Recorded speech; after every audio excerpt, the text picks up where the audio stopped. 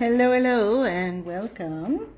It's almost Valentine's Day, so I've decided to make a little tutorial for you if you'd like to make a lovely postcard like this to show somebody that you love them. So you could make it on a card. This one is a 5 size, and basically what I would do is just score it in half, get a nice fold, and then here I've designed the template at a size that will work with this card. Or I was just working on this little postcard here, so I'll show you the tools that I'm using for it. You could also put this border down at the bottom on your journal, or you could make a different card with something like this if you like. So today, if you're going to score a card, then you're going to need a ruler and the flip side, the not so sharp edge of your X-Acto knife to score a nice seam on that. Or if you're just going to go with the postcard idea, I'm going to use a black micron in a fairly thick size, 0.8. But really you can use any black bullet tip pen that you like. We're going to be doing faux calligraphy today, so you don't need any special calligraphy tools, nothing flexible, just bullet tip is fine. So your average pen will work great. I'm going to use a red pen for the lettering on it this time. My sample has the heart in red and the lettering in black, but on my next one I'm going to do the heart in black and the lettering in red, so just to have some variety. We're also going to need a soft pencil to do the transfer for the lettering, or if you want you can hold it up on a window so that you can see the sunshine behind it and trace through that way if you like, or just wing it. The other thing that we'll be doing is if you want a few little decorations, it's easy to make these little hearts if you happen to have a flexible tip pen. Then you can just press it down and it'll make a heart form. So I'll show you that later. Yeah, let's take a look at some of the shapes that we're going to be using for the love. What you're going to do is we have a long tail on it, and then there's the ascending loop, and we curl it down at the bottom. And when you're making your faux calligraphy, you get this halfway point here and halfway on the bottom curve, and then loop it down. You can make this a little wider if you want, and then you can color it in, or you can leave it blank and put little dots like we did last time on the New Year's card. So another shape that we'll be making is the oval shape. So I like to start the oval on the edge, and then halfway through here you'll put halfway the thickening on the downward section of it. Now with this one, you'll see I did a bit of a different form, this loopy O. So I like to, again, halfway through the bottom, and then just a little bit over here. The V is a standard underturn, but a little pointier, and again the downward section, and it loops up to join in the E, and again we want this to be thickened, the downward portion, and then you're going to stretch it way out. So let's see about doing that on our card. So you need some thicker paper to make your template. So after you print the template that I've given you, it's this cute little squeegee sort of a heart form. If you want to do a standard heart shape, you could, but this is a little more stylistic. So once you've printed it out, trace it on some harder paper if you've got it, or just be careful with your pencil. And then I already traced it over here. So in the name of not wasting as much paper, doing a new one, I'm going to use this one here with black and then red lettering. So I'll give you a moment to trace out that. And if you want to use the little letters and put it inside the heart, that's possible as well. Or there's this larger one, you could cut it out. And what we're going to do today is use the cutout form across the way here, corner to corner. So if you do it corner to corner, it's a little nicer. You don't really need to worry quite so much about being straight if it's on the diagonal. And if you put it like straight horizontal, somebody might notice if you're a little off kilter or whatever, but if it's on the diagonal, it's a little more forgiving. So what I'm going to do to transfer this on here, because it's evening tonight, so I'm not going to be able to make use of the sunshine, I'm going to do a bit of a transfer with the graphite from the pencil. So I don't have any carbon paper handy, so we'll just kind of make it, right? Add some extra graphite along the way on the back side.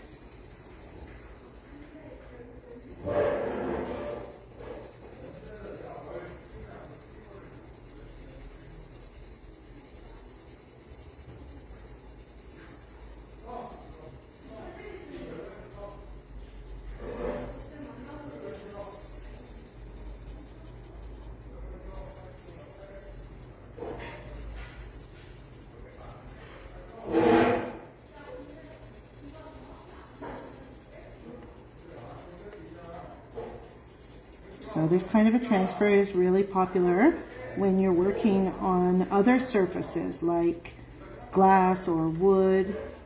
If you want to make a calligraphy sign, it's really popular to do it, but you could also do it not just with graphite, but other materials to transfer it out. So I've got my postcard here, and I want to set it about in the middle here like that. I don't want to go exactly corner to corner because we might have trouble,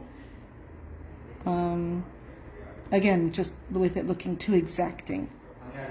So I've got it here, and then I want to have some sort of sharp implement to go over it. Actually, I'm just going to use a pen and it'll transfer through.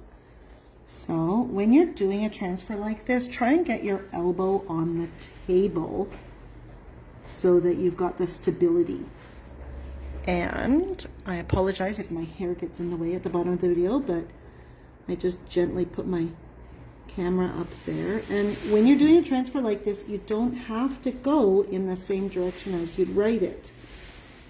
Make it in a direction that feels comfortable for you.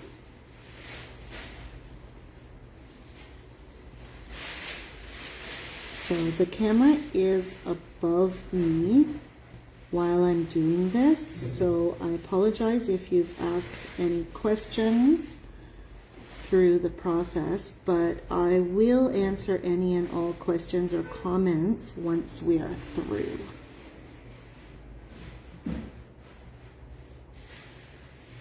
Now, what I'm planning on doing is converting this file and then putting it up on YouTube as well. So again, if anybody does have any questions there,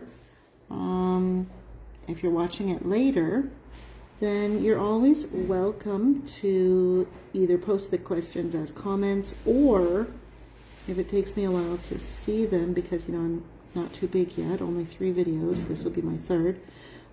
Feel free to send me an email. You'll have my email address after getting the worksheet. So you can send me a question like that. Always remember to breathe while you're doing this so that it is more calming and relaxing. You're going to end up with your shoulders at your ears if you're all stressed and not breathing properly, if you're holding your breath while you're doing this.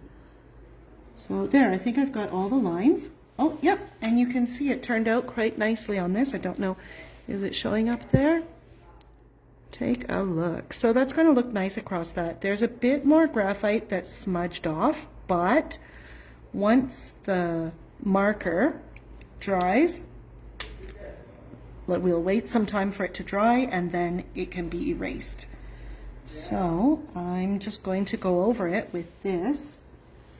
I'm going to smudge off this a little bit because I don't want it to be visible through my red marker lines. And I've heard that this kneadable eraser by Faber-Castell is what's used by a lot of artists. So I went and grabbed one. I haven't used it a lot yet. You can see it's still in the square form that I got it. It's almost sacrilege, I think. People always have them all wound up. But if they say if you just roll it across the top, it'll pick up a bunch of the graphite that you've applied on your paper. And it sounds like it's kind of counterproductive, but really, once you get the ink on top of this, you're going to be able to see the black underneath, and I just don't like the looks of that. But if I erase this lightly, you can still kind of see the indentation that has been left. And the light black is not as noticeable under your pen ink.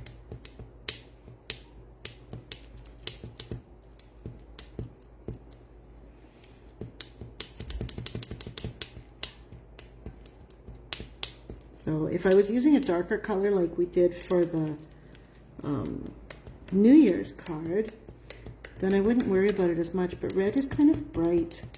So I fear the black would really dampen it down. Okay, that's looking a lot better. So let's go over it right now.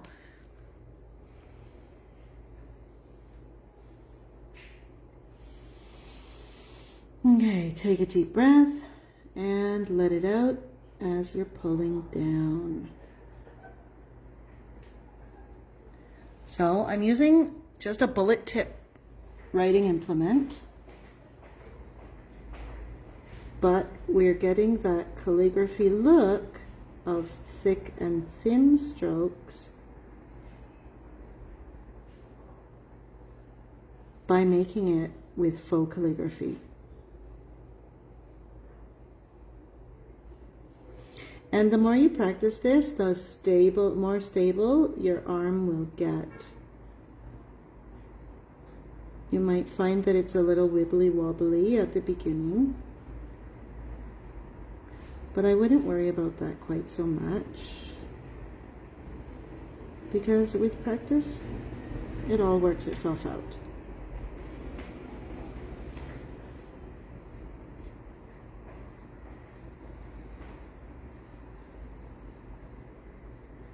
So you'll see if I'm going to stop my pen, I do it at a joining spot, because then later it's not quite so noticeable. This loopy V style is really nice because it leads into the next letter more nicely. Oh boy, here we go. Going to stop again on the line there. Take a breath, maybe shake out your hand a little. And here we go.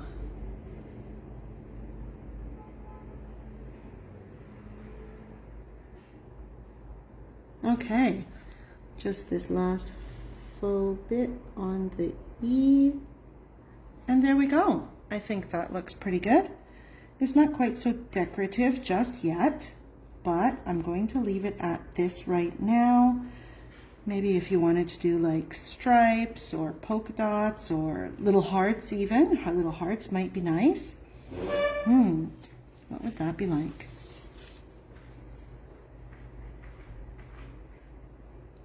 Oh, that might be really cute.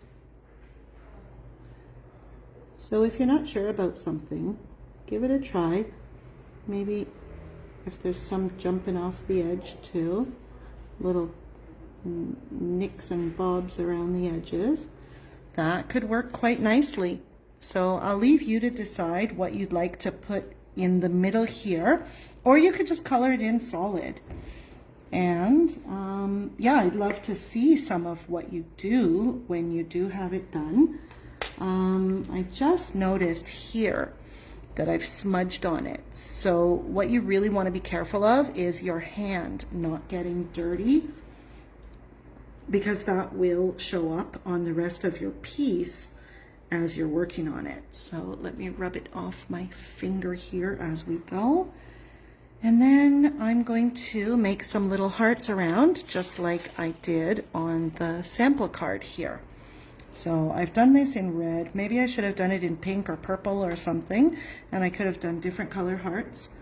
But I'm going to stick with what I've got, and I'll show you how we do these here. It is so simple.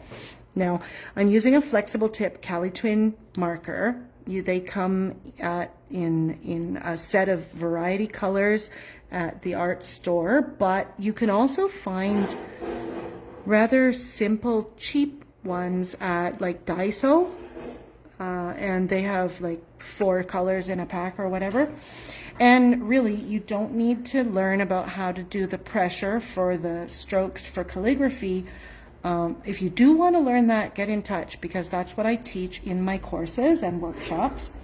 But today we're just going to use the flexible tip pressure on it to make some little hearts. So what we're going to do is just press down and press down again. And then you get a little heart shape, and maybe you've seen it before, but even if I've seen it before, it still produces a really nice effect. So that's what I'm going to do here. Try to get close enough, close together.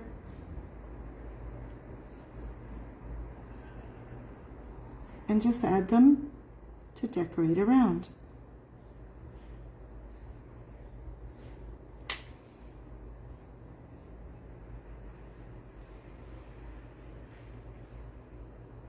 So we're coming to the end of this. If you have any questions, I must have some ink on my fingers.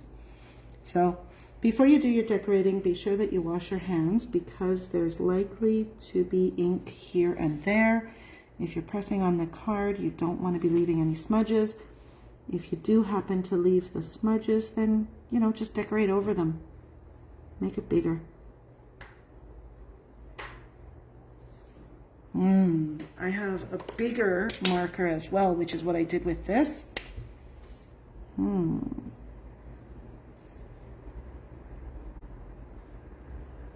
There. Just make it bigger. Maybe we'll add a few bigger ones over here too.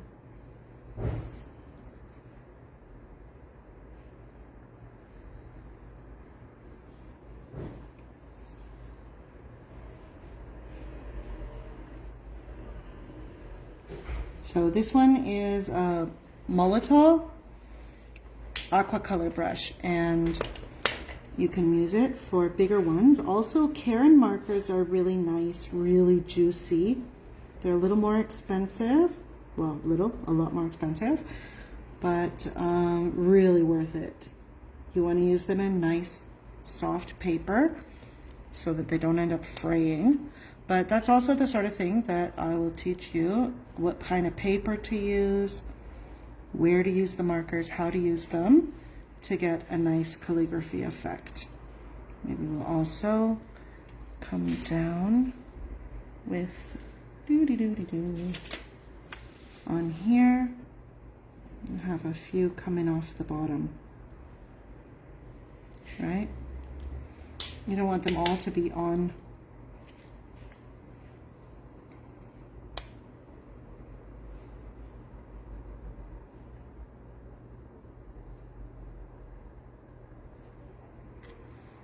there we go. So, like I said, if you do happen to give this a try, I just smudged it, then please show me a picture or tag me on Instagram at Lisa's Lovely Letters, and hopefully I will see you around. There we go. That's all for now. Maybe I'll add a few more later, but that is it for today. I hope to see you next time. Bye-bye.